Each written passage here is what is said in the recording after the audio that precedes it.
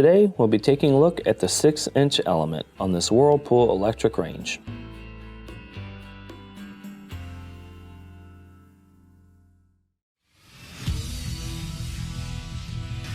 Be sure to visit ApplianceVideo.com, where you will find thousands of repair videos on the latest technology. And for a limited time, you can save big on an annual membership and take advantage of all of our premium benefits. ApplianceVideo.com. Do it right the first time.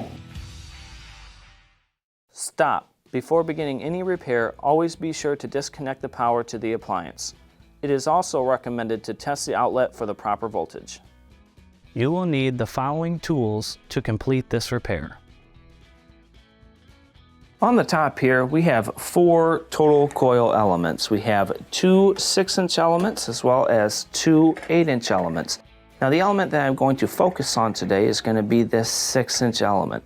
The main reason why you would need to replace this component is if the unit is not heating on that in particular element. Now to test your element, you'll want to pull out and first do a good visual inspection and do a good visual inspection of the prongs inside. Now when testing the actual element, what you'll want to do is use your meter. We're going to set it on continuity. I'm going to put it on an audible tone.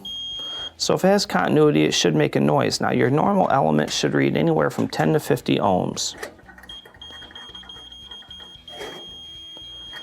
Right now we do have a reading, so it's showing that this element is good. But if it is open, it will need to be replaced. Go ahead and set it to the side.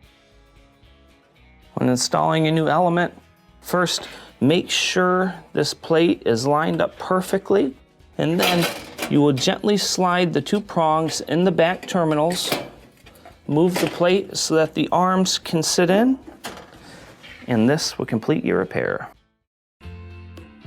Thank you for watching another quality video from ApplianceVideo.com. If you found this video helpful, make sure you click the like and subscribe to our channel.